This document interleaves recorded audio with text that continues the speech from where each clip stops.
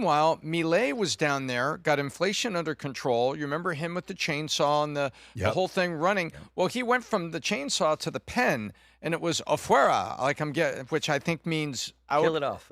Take it off. And it was like, okay, Department of Nothingness and Trees, afuera. Remember, he took all those Yep. those labels off the board and said, this is the government we need. We need defense, we need police, we need fire, we need pension for our people, we need a working government, all the rest of this stuff, afuera.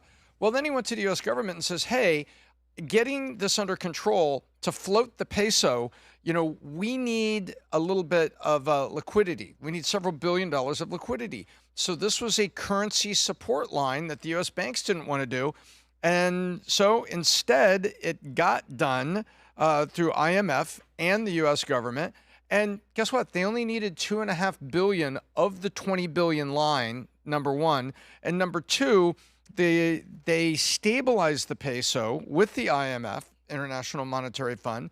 And now Besant comes out and says, by the way, all of you who doubted, it's working. So what Besant is really saying, it's working. Inflation is down. They've stabilized the peso. They want to make a fund where the peso will peg with the dollar on a more consistent basis.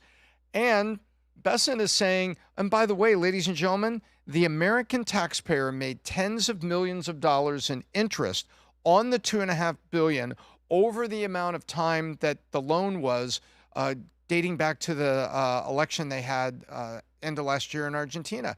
So this is a big deal. Pat, this is the kind of intervention that's good. Your intervention, hey, I need a loan to help myself and I need this.